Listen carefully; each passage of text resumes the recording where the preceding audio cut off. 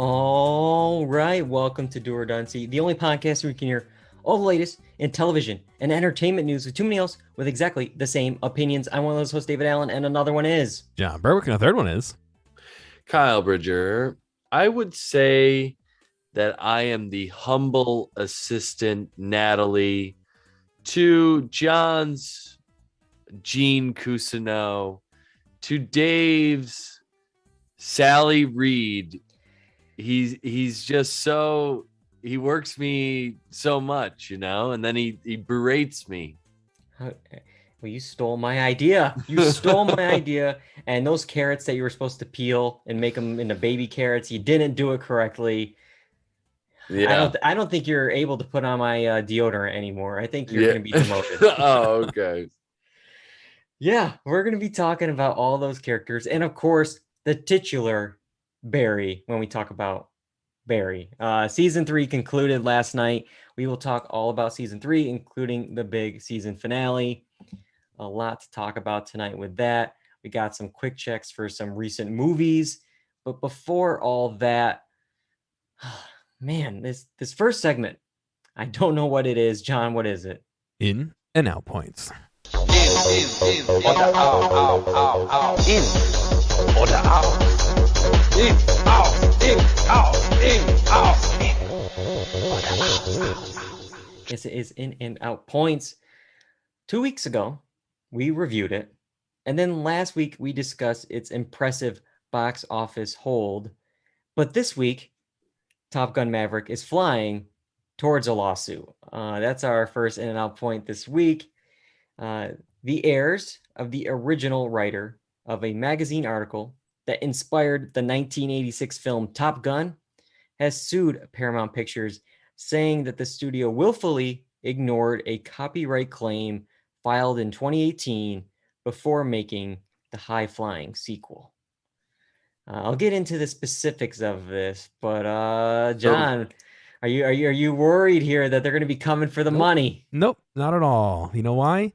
Because it's the amount earned, not the total at the end. Oh, so you can't take it out of my winnings. It's just more news, keeping it in the public eye. More money for me, man. This might be happy. like a divorce, 50%. Sorry, we're taking it from you. Doesn't matter. Spread it out to others. Nope. Kyle, what do you think of this lawsuit just at first glance? So wait, so are they saying that they basically created this movie before them, or just even the creation of the second one infringes on their copyright? I think it's a little bit more of the latter. I got the details here so this article was originally written in California Magazine in 1983, and that the author of that article was rightfully credited as the story by author for the 1986 original film. Now, according to the lawsuit filed this past week, the heirs of this writer claimed that they sent notice to Paramount in January of 2018 that they would reclaim the copyright in January of 2020. So they're saying, hey, just so you know, you got the copyright back in 1986 for the film based on this article. But that's going to expire soon. And that's going to expire in January 2020. It's January 2018 now. You're not going to have it. So they're giving Paramount a warning, supposedly. Mm-hmm. Where it gets tricky now is Maverick started shooting in May of 2018 when they still had the copyright. It was supposed to be released in 2019 when they still had the copyright. However, it was delayed until 2020. And then obviously due to COVID, it was delayed a few more times until just this past May. And now it all hinges on when they actually maybe have finished the film. The heirs allege that they did not finish the film in 2019, like they claim, but that they were still working and tinkering and with it. And, it was May of 2021 that they actually finished making the film, thus after the transfer of copyright. I got to be honest. I don't know anything about legalese or any call of this. Saul? You're not getting this one? Yeah. But I got to assume that Paramount can fudge when they finish this film. You know what I mean? So I don't really think the other people have a case. And I would say even the fact that they started shooting in 2018 is like enough to be like, all right, well, they We were tried. making it. Yeah. We had posters and trailers for 2019, release. Yeah. So I think I I don't know. don't know. I don't John know. has a different take here. You're saying that you can make a movie and then not release it for 30 years and then release the movie and say, oh, we had the copyright back then.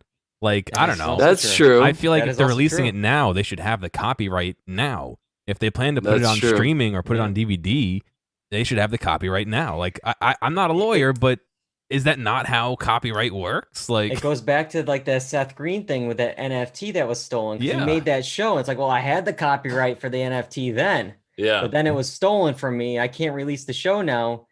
He did update. He did get the monkey back for I think it was like $300,000 or something crazy. But Yeah, I guess you're right, John. I don't know. That's my thought. Obviously, we're not lawyers. We're just guessing. But how does that copyright not? How do you not? How do you release something and not have the rights to it? Because otherwise, what's stopping me from releasing stuff on YouTube and being like, oh yeah, back when they were recording it, I had a or whatever, which I guess I wouldn't, but because I guess it's like renewing your lease kind of thing. When Netflix had all the episodes of Friends, it's like, and maybe they cut something together and then they release it now. And it's like, well, yeah, we had the rights in 2018 for it, but we're just getting around to posting it now. we took a few seconds off. It's new. Yeah. But even still, like, I wonder how that works with the copyright. If the copyright was set to expire in 2020 and now they're doing all this marketing for it, can they like legitimately do that? And that is all above board? Like, I don't know. What's the difference? Yeah, I don't know. And it's also complicated because it's like, it's the movie or was there an based agreement on the article from '80s. It's like based off of it goes back. And it's like, I don't know the similarities between the article and the original movie. Was it just inspiration? Was it more based on? Obviously, it looks like the name was at least taken from the article. His name was Top Guns, so they didn't change that much there. But it's an interesting idea. Either way, it's still making bank, man. I think between the two, Doctor Strange and Top Gun Maverick, it's actually neck and neck right now. And and Doctor Strange had like 3 or 4 weeks on Top Gun. I know. Doctor Strange is currently at 398 million. Top Gun Maverick is at 395 million. I just had a film finally come out, Jurassic World Dominion, made about 145 million. So I'm getting there. I'm not gonna hit your numbers, but I'm trying. Top Gun was a blockbuster, but I think word of mouth is picking up too. I think a lot of that is word of mouth, but I think it opened bigger than a lot of people thought too. Definitely. And it's been holding better. And like every time, like when they do estimates on the weekend, you'll see the article on Monday come out. It's like, oh, actually made a little bit more than we thought. Like it's just that word of mouth, and it's just clicking with audiences right now. But all right. Well, there's another film. We're talking about box office here. Last year's biggest film was Spider-Man: No Way Home. It made just shy of 2 billion worldwide. It made just 1.9 billion, but it's coming for even more this September because Spider-Man: No Way Home, the more fun stuff version, will swing into theater September 2nd. This cut will feature deleted and extended scenes. Who's getting tickets? Should I book them now? Kyle, are you in? Spider-Man: No Way Home, the more fun stuff version. No, thank you. Why? Money. I know. That's all it is. The only reason I would go see it is because I haven't seen No Way Home yet. You haven't seen No Way Home yet? No.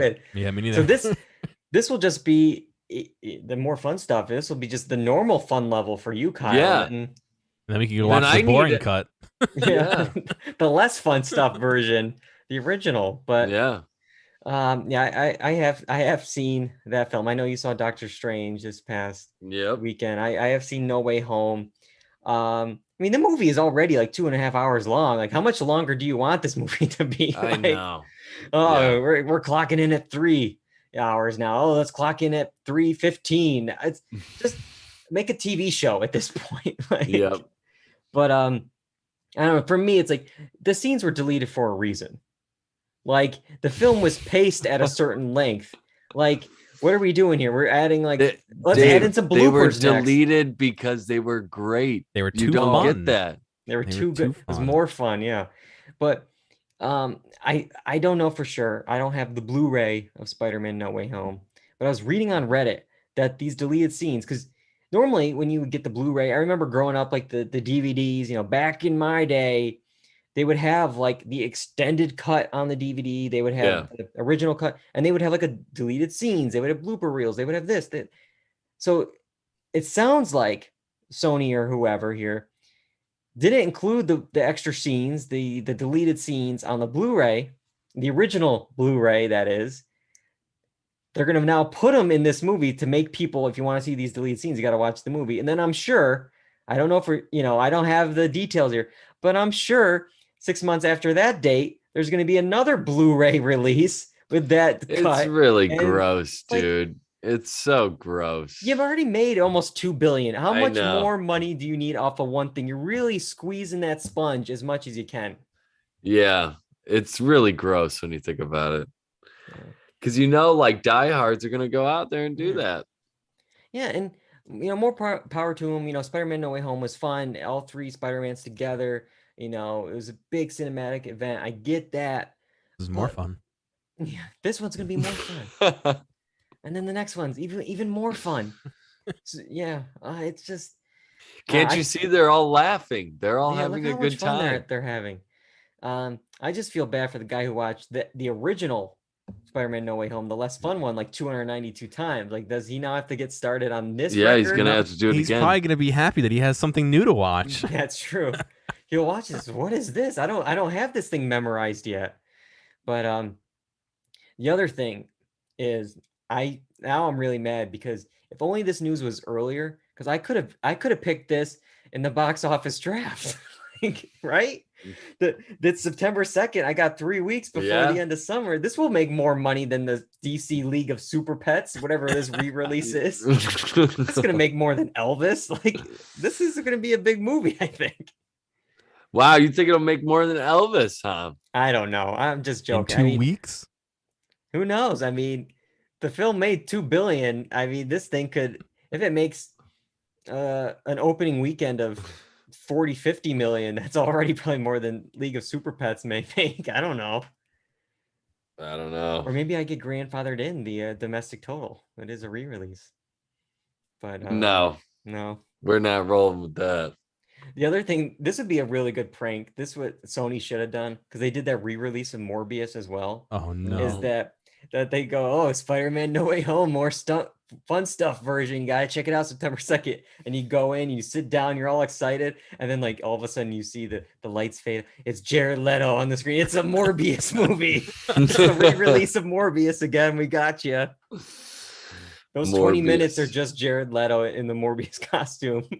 Maybe that's why they're re-releasing it, to try and make up money back for Morbius flopping. Yeah, maybe. But we're talking a little bit about the box office draft. I mentioned Elvis. I know John also picked Rocket Man in the past. You like those musical biopics.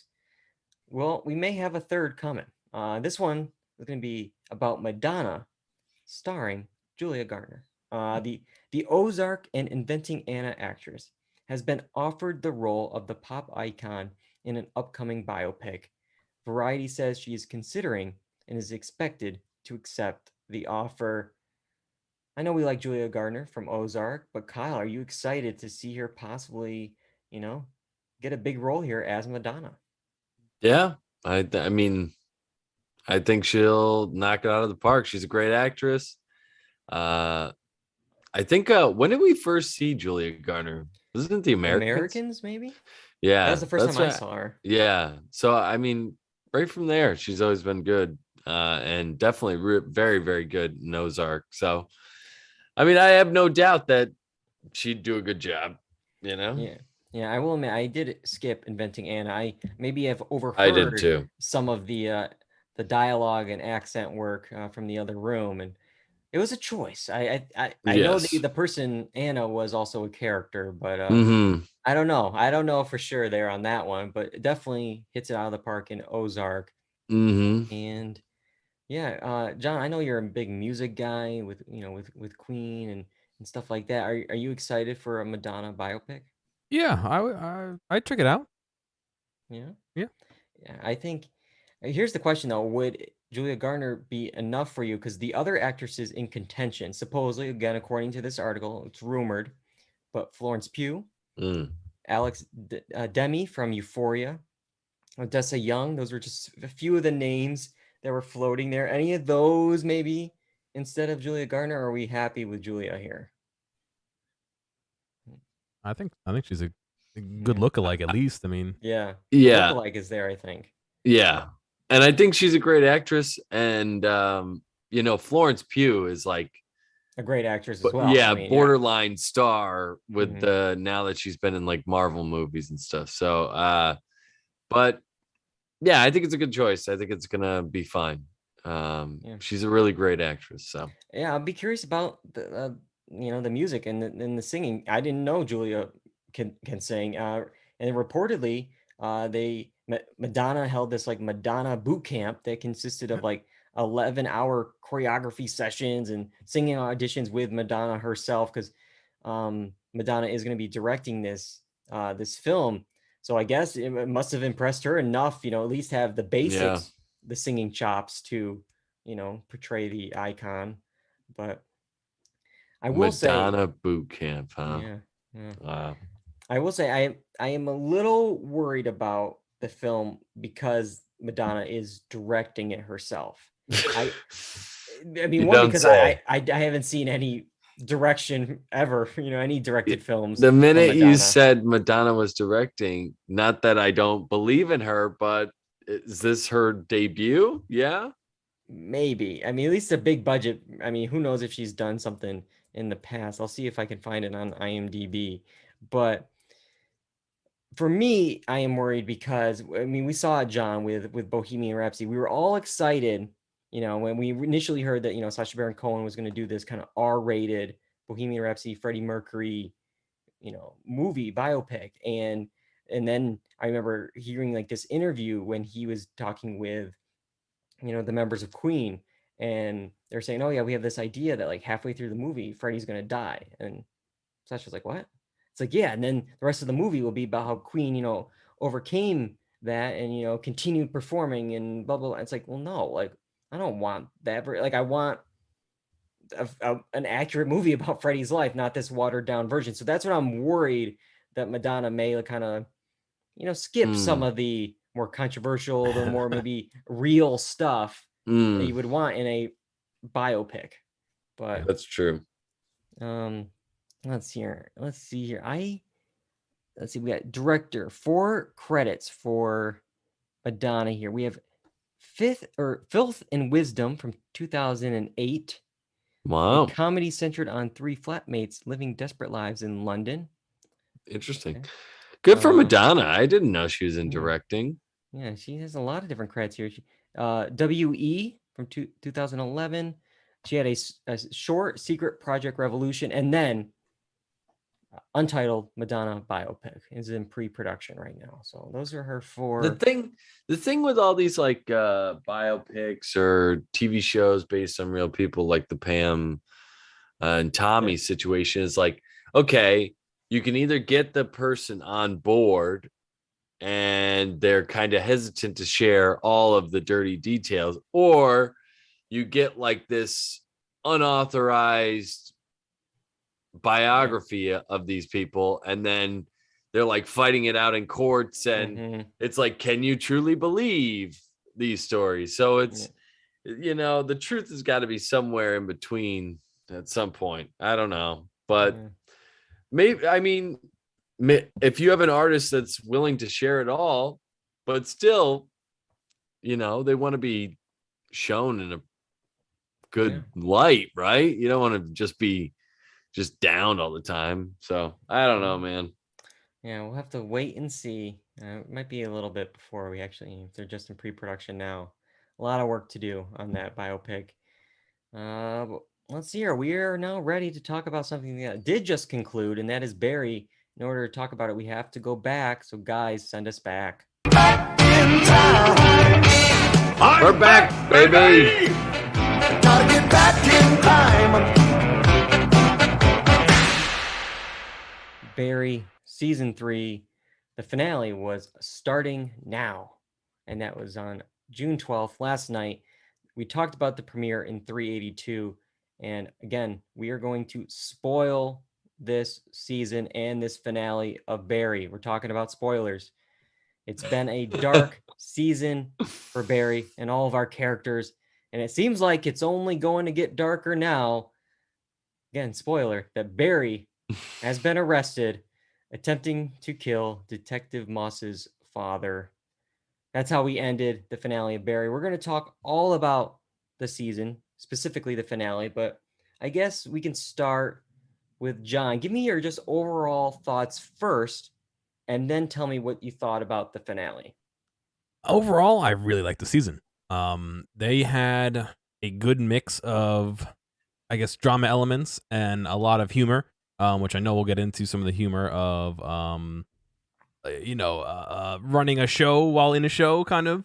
I mean, they literally made the opening scene of the entire season part of the joke, where they said later, shows that start out with people eating desserts get views or whatever, and then the opening is Barry eating a donut. Like, the whole thing is really well done like that, and yeah, I don't think they really missed too many beats or anything along the way, except maybe the finale. I don't know if I enjoyed the outcome. I don't know. I'm assuming they're intending to do more with it, but there is a season 4 coming. Yeah, but like, I think I would have much rather him be on the run than captured. But I mean, I guess that really sets the tone for the next season. So maybe that's part of an equation I'm missing. Maybe in retrospect, I'll say, that was the right choice. Whereas right now, I'm kind of like, I don't know about that. So yeah, I will say, like, I have a con we'll get to a little bit later about sometimes one of the things I like but also dislike with how they've been handling it is they'll put characters in situations, and it's like, how are they going to get out of this situation? Sometimes I really like those answers. Other times I feel like they cheat a little bit. So I'll be curious to see if, season 4, episode 1, you just see him, push the bars out of a window, drop from the cell. It's like, oh, I'm out, like something, Yeah. I don't think they're going to do something like that, but we'll see how, what we do with season 4. Another thing I did hear is, like, when they originally wrote season 3, I think it was like right before the pandemic, this is how season 3 was going to be. But then with the pandemic, and then with, like, oh, well, maybe we can use this time to maybe also work on it a little bit and connect it better with season 4. Let's write season 4. Okay, season 4 is going to be like this. Let's fix season 3. So yeah. I think it's going to be a better thing overall with these 2 seasons. But again, we'll have to wait and see whenever 4 comes out. But before I get too far into the season and the finale, what did you think overall, Kyle? I really liked it overall. I love Bill Hader. You just gotta love him. Overall, I just really enjoyed the show. Some of the characters that I don't enjoy, though, don't enjoy. I just don't understand their purpose. Like, I don't understand the NoHo Hank's purpose in the show anymore. Although I did enjoy one of the finale scenes with him in it. So there are moments with those characters and each of these characters that I do enjoy, but when it comes down to it, I'm really invested in Barry and in Fuchs and in Cousineau, and that's where I like the show where it's at, But when we get to these other characters, I'm like, why are we off doing this? I want to get back to that, So that's really my only thing. But overall, I actually enjoyed the finale quite a bit. And I thought a couple of scenes were really, really good. But you can say, like, the outcome. I wonder what's going to happen, you know?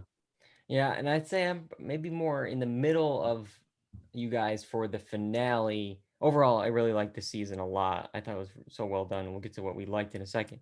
But yeah, for me, the finale, I didn't think it was just maybe my expectations, just with like the press I saw leading up to it, pretty much how like, man, this last episode, it's anxiety to the max. There was people like our editors and our production team couldn't, they would have to stop and walk out of the room and not be able to finish working on it because it was so anxiety. And I was like, oh my God, like, am I gonna need, like a whatever, a CPR unit at the thing to keep me alive during this? Like, I don't know what's gonna happen.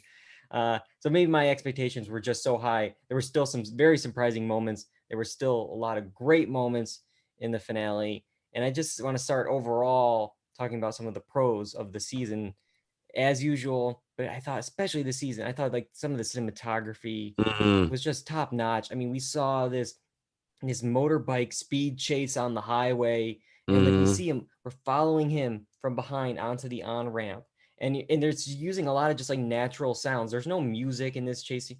It's just like you're hearing like you're just hearing what he would hear in that situation. And I thought all those choices in that scene was really good. And then specifically in this finale, first we have this attack with Sally, where she is swinging and she is in this like kind of soundproof room, so we don't hear the attack. We're kind of seeing it for the most part, where we don't hear any of it. Then later in the episode, when Hank is in this like kind of cell, he is hearing an attack in the other room, but we don't see any of it, and the camera just stays on a concrete wall. And that's it. But you can picture it because of the way the sound design and the way the camera is panning against that wall. So they're just doing different things between, one thing you can see and not hear, the other one you can hear and not see. So I thought that was an interesting choice. And then finally, I'll just say the final shot of the season, I just thought it was simple, but it was effective when we have Jim and Jean looking at each other outside after Barry is arrested. And in that foreground, on the right-hand side, you have the photo of Janice just sitting there reminding you, just why everything is happening. It's her right there. And it's just, I thought that was a great choice and a way to end the season as well. Any other shots or any other kind of moments stick out to you guys at all throughout the season, or did I steal them all there? Well, I've got one in the finale between Cousineau and Jim Moss, where he like gets close, and that scene was really, really intense, and I thought really well done. That scene, and then the scene that you were talking about with NoHo Hank, which I thought when I was hearing the voices from the previous episode, from episode 7, I thought it was set up. I thought they were setting up NoHo Hank for something, or like we're using him for something. I don't know, but turns out that was not the case at all. The stuff that I was thinking about was episode 7, when we're dealing with like the afterlife or something that Bill Hader's, and they did a lot of stuff with sound there, subconscious being the ocean and the stuff ocean like just kind of like appearing on that the driveway there, just on the street, just appearing. You mentioned the scene between Gene and Jim, and it everything kind of sets up as John mentioned with like the donut in the beginning of the season and having that joke. But when you have Gene and Jim kind of in this interrogation, but also acting exercise, the same one that Barry kind of did with Gene early, like maybe in episode 1 or 2, where it's just like, like, I love you, Barry. Again, I love you, Barry. And like this time it's like, do you love Barry? No. Do you love Barry? And it's just like the repetition and just having like the Nathan For You acting exercise there of having him repeat it just to break him down. I thought it was, again, it's just like these kind of setup moments and then the payoff later on. We're talking a lot of dark stuff, and I'll say, well, this, I think, season was much darker in tone than the previous seasons. They were always dramatic, but this one I think was especially dramatic. There was still have the comedy in this, still comedic. I have a couple. I'll run through them, and then I'll see if you guys have some. The blow dart to Hank. Yeah, And that he's was a like, funny one. I'm like, oh, I thought that's what you were doing, but I was not going to say anything because I'm being polite. And like as he falls into the frame, and Yeah. I think I had, uh, let's see, the other police detective was talking about the army vet leaving in the previous episode, and he's like, "Yeah, I haven't seen him since he left out in a huff and he cocked his gun. He's probably just out seeing the sights." It's like, whatever, but and then I got one with Vanessa Bayer's like exec character where there were because I could feel like this is happening, and I'm sure Bill Hader was in a meeting where she kept saying like, "We need a show like whoosh, but not a show like and like it was just like sound effects the whole time, and they were just like making like faces. It's like, oh, I could do whoosh, but I can't do like it's just like, We what? need more. Yeah. But not ooh. It's just what? Yeah. I'm sure that happens though. I'm sure those dumb conversations happen, and I thought a lot of that stuff with the industry stuff and the stuff that Sally was going through was spot on, or at least just like an over the top version of it was just pretty accurate. Her highly rated show was like the next day canceled because the algorithm. Yeah. The algorithm, man, it just wasn't going to connect. You don't even give it a chance. But I have a couple other moments, but I know there's one that you really like, Kyle, and I don't want to steal it from you. Is there which one? No, there was one that I swear that I texted you. I was trying to find it and I can't remember. It was about an app, customer service agent was helping. Oh my gosh, yes. When he's trying to get that to go and it will not go. It's so frustrating. Yeah. But it's like so real. But of course, it's this stupid and most absurd thing ever. Yeah. This bomb detonator app that's so ridiculous. But everything that they kind of had on there was something that I had just experienced with customer service. So I love like when it went off and you could just hear it go. So it sounds like it was successful. I can help you.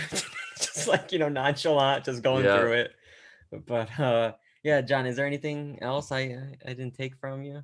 No, off the top of my head, no. But there's just so many small things in passing that you miss or you laugh at, but then like something serious happens and it kind of escapes you. So this show is just full of stuff. It's definitely a definite watch, Yeah.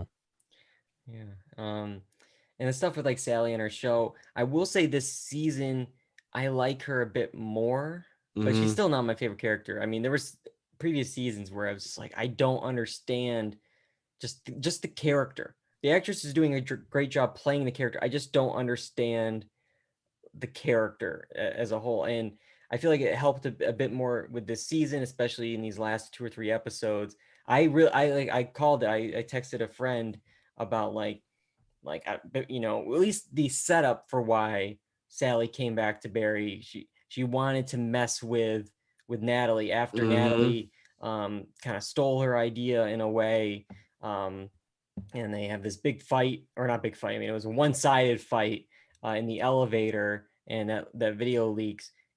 Barry earlier in the season offered to mess with an executive, kind of do these things, in her house, just mess with her head.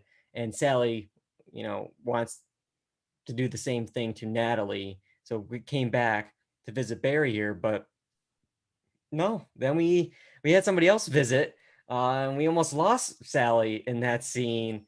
And then I don't know. Yeah, who was that guy though? I think it was just one of the motocross guys left over, I think. Oh, okay. I thought that was great. What'd you do to my eye? That was brilliant. Like, I didn't even realize. Oh my gosh, so man. But like when I saw him there, because like the camera was panning on like Barry walking across the room, and I saw the guy there. At first, I'm like, wait, what? Is that like a cardboard cutout? Like, what was that? Like, I thought he was with them for a second. I was like, wait a second. Yeah. No, wait, he's not with them. That they accidentally like left in the shot. Like, what is that? And then to see her eyes widen, but I'm really curious to see the future of this. I mean, we see at the end of the episode, she's off to Joplin. She's going home here. She's leaving LA, leaving Barry, leaving everything there. So I don't know what's next. Any ideas of what is With is Sally, I have yeah, no idea. is she off the show, or is she, is she just like, were we gonna see kind of like how Fuchs was in a different country? Are we gonna see check-ins with her? I'm gonna be Maybe, honest, I don't know if maybe. I need that, but I don't I know. mean, maybe they might. But I just don't know. I just don't yeah, know what they. She's probably going to get brought back in because I mean she's now a witness yeah, or an accomplice yeah, in, that and is also true. she dated some dude Yeah. who's a known murderer. Yeah, She's gonna be She, brought in, you she know. can't not be questioned at least. Yes. yeah, because this event at the end where the army vet, he saved his life, or Barry saved his life back in the army, and it was now an FBI agent, was on to Barry, meets him at that like spot we saw in the premiere episode out in the desert here, and uh, Barry was disposing of this guy's body. So I'm sure when this guy gets back to the station and he sees, oh, Barry was arrested, it's like, well, I guess let's go find out who that body is, and it's going to connect 1, 2, 3, 4, and it's just going Yeah. to, you know, bring it back to Sally in at least some way. But this kind of leads into my complaint of just overall with the show, but I was glad how they handled it in the finale. It's hard to explain, but I feel like the show sometimes does a lot of fake outs, and it's these moments that like are like, whoa, I can't believe they went there, and then the next episode it's like, or no, maybe not even in the next episode, it's sometimes like a minute or two later. Like for instance, I think it was in a cold open, maybe episode 6 or something, Fuchs is shot. They're in the cold open, and I'm like, oh my god, are they really just going to get rid of his character just like that? Like that would be Yeah. something the show could do, where it's just like, yep, that life happens, that just happened to him, he's dead. Mm, No, then he's fine. And then at the end of another episode, we get this big moment, surprise, Barry is poisoned, he is dying, and it's like, well, yeah. sure, the show is called Barry, you can't expect they're going to kill him off, but it's like, well, they're leaving that on a cliffhanger. He's there, being poisoned, foaming at the mouth, he looks like he's dead. Mm, No, he's fine at the next, well, not fine, but he's okay the next episode. So it's just like, oh man, I can't do with this. Every time I cop, whether it's Janice or somebody else figures out Barry, well, they just dispose of them. They get shot, they die, something happens to them. I'm like, we gotta break this cycle. So when I was really worried about this, this latest agent who found him out and went out to that tree with him, and then it's like, oh, he's turning his back for a second. Is Barry faking this, crying for a little bit, and he's gonna stand up and shoot him? Like I really thought that was yeah. gonna happen, because I'm like, That's what I did. I oh, are we thought gonna that do too. that again? But Mm, maybe it was one of those things where they did it a few too many times. I was like, oh, they're just gonna cop out again. Nope. Instead, Barry gets arrested. Barry gets arrested, and this kind of like sting operation, this kind of trick that Gene and Jim Moss set up there. Uh, any thoughts on this? Were you surprised? I think when I heard the like drop the gun, like I was like, oh, okay, they got him. They got him. yeah. But yeah, John, what do you think of that moment? Yeah, I mean, I'm a little disappointed that it turned out that way. I think from a like not a meta standpoint, but like it was a well done scene and everything worked mechanically very well.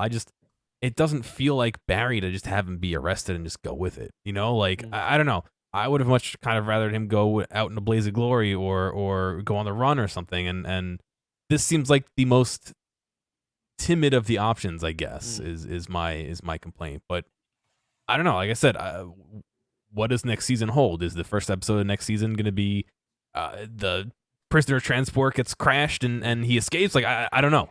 I don't know. It's kind of one of those things where, yeah, in the moment I'm kind of like, oh, all right, that's the end, but it's not the end. There's gonna be more.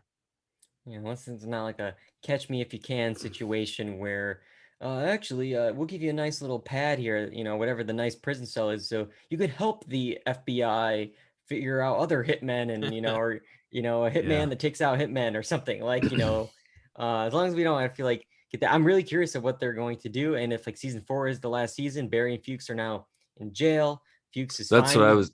is being called with the Raven. Like, Are they going to be in the same prison? I'm assuming That they had barely had any scenes together this season. We got to have them, I feel like, together.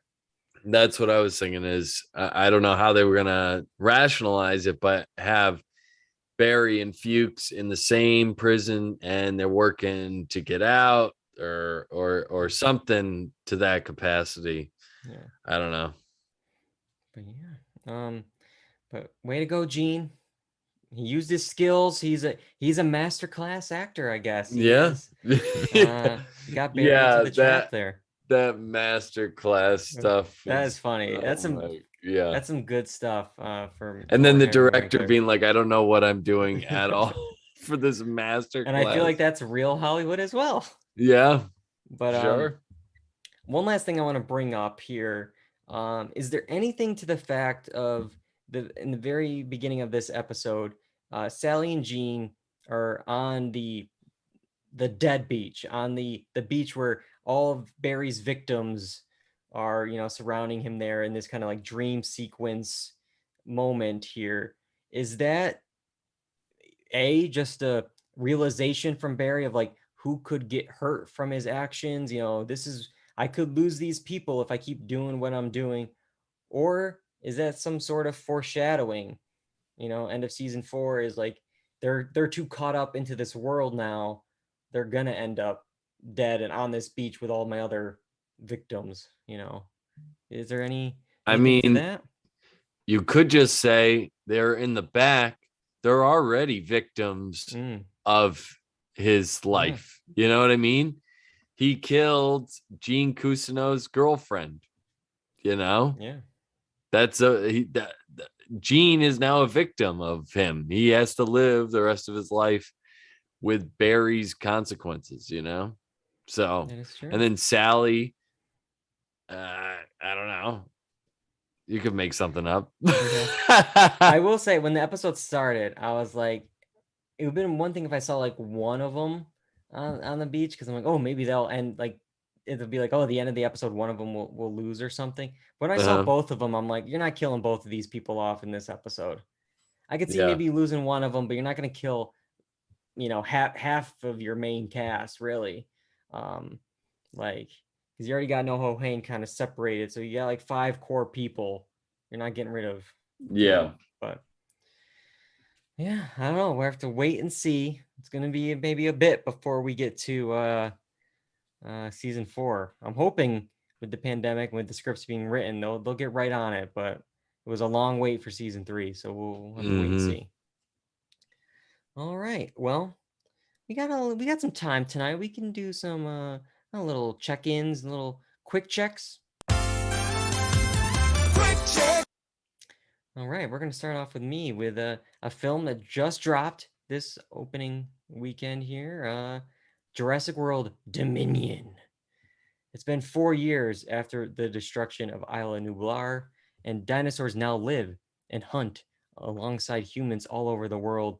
This fragile balance will reshape the future and determine once and for all whether human beings are to remain the apex predators on a planet they now share with history's most fearsome creatures. That is the IMDb description of this movie. I will say that is not what we got in this film. I watched Fallen Kingdom a week or two ago to prepare for this movie, and how Fallen Kingdom, the second movie in this Jurassic World franchise, ended was where I wanted the second film to start. Okay, the dinosaurs are now roaming the earth with other people. We're no longer stuck on an island. All right, I want that. And we got some of it here in the beginning of Jurassic World Dominion. We got some cool stuff of how they're just in the world amongst humans. But I thought they really kind of squandered it, because immediately we go to another animal sanctuary reserve type place, and it's another lab setting. And it's just like, how many times do we have to go to another animal reserve? We transported the animals here and they won't escape and they'll be fine. And blah, blah. Spoiler, they're not fine. And then even the end of this movie, they transfer them to another. It's like, I wonder where this is going to go. But like, it's just, get out of the lab. Let's do some other things here. And not only that, this movie's more about insects than dinosaurs. And I'll leave it at that. It's like, well, what are we doing? This is the dinosaurs. I want the dinosaurs. And I mean, we got them. They're almost too much dinosaurs. There's no moments of like, I feel like suspense anymore in the Jurassic World films, because like there's no water glass, in Jurassic Park we see like the vibrations going, it's like, oh, where's the dinosaur? Oh, maybe you see like the eye, or because it's 1993. Like it was like Jaws. You had to show them sparingly. You didn't have the tech. But now it's like we have the tech. We're going to show them constantly. They're going to be constant dinosaurs at all times. And it kind of ruins like the magic, the wonder. It's like too much of a good thing, too much, candy and cake. It's not as sweet anymore. I will say you get the original trio back for this film. And while I like that they're there, they're mixed in with, Jurassic World's Chris Pratt, Bryce Dallas Howard, and those characters who I could really care less about. I feel like they did such a bad job setting these characters up. Like, I don't know who Owen Grady is. Other than a guy who works on his bike. I don't know the character. And they're split up for most of the movie. Like there's like 4 or 5 different storylines going on. And then finally when they come together at the end, it's like, that's what I want. They always keep doing this at the end of these Jurassic movies. That is the movie I want. And instead it's over. And overall though, I will say there's some good action sequences, some that go on for a bit, but like they're, pretty elaborate. There's some cool cinematography in there. I will say a lackluster story though, and you got to fund Jeff Goldblum. Jeff Goldblum is doing his Jeff Goldblum thing, and it works still. But I saw the reviews going into it. It is not as bad as the reviews say. The reviews make it sound like this is complete like garbage, and it is not. It's not great, but it's not as bad as the reviews are saying. My last thing I will say is Chris Pratt and this hand gesture he does in these movies. Every time any dinosaur comes up to him, crazy, ready to, eat his head, it's like, hey, it's okay. It's okay. He just puts his hand out there and it's like, oh, then they're fine. It's like, okay, you trained raptors. You didn't train every dinosaur out there. It's like somehow you can control dinosaurs with this one hand out. And do you know that? Were you there when he was training all the dinosaurs? That's true. Huh, Dave? That's true.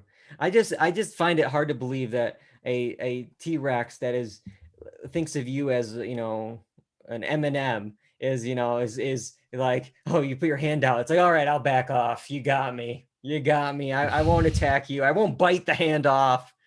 But he's got that energy, man. I guess so. But that is Jurassic World Dominion. I don't think either of you guys are probably going to be rushing out to see it. Nope. I heard it stunk. I'm not even taking a chance. I just said it's not as bad as they said, Kyle. Yep. Spend your $17.50 and go see it for me, please. No, to watch this. No. To watch this. I did that. Yeah. I did that at one point at the end of the movie. It's like this supposed to be like sad thing, and there's people next to me that laughed. This supposed to be some heart, and I'm just put my hand out. All right, enough about Jurassic World. You did see another movie, Kyle. What did you see? I saw The Northman. Which was interesting. I kind of went in with high expectations because I was excited to see it. A lot of ritualistic stuff in there that I wasn't anticipating, and I guess they threw it in there because that's what they did back then. But it kind of took me out of it rather than bring me into this world a little bit more. Which is whatever. I mean, maybe that's just a me thing, but this is just a guy trying to get revenge for his father. And come to find out, life isn't the way he thought it was. Dun dun. And yeah, and then he mixes with Taylor Joy there at the end. So Queen's Gambit. It's not the best story, but there are interesting parts to it. I think it's really well shot. I like a lot of the fighting scenes. Interesting choices by some actors. I still think it's worth watching. But it's just okay. I didn't like love it, but it there's some good parts.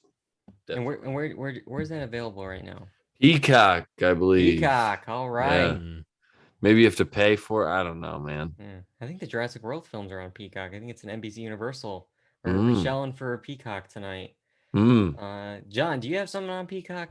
No, I have Okay. another game. I'm Okay. part of a ambassador program for a company that lets me get early access to some games, Mm. and so I got early access to a game called PlateUp, all one word.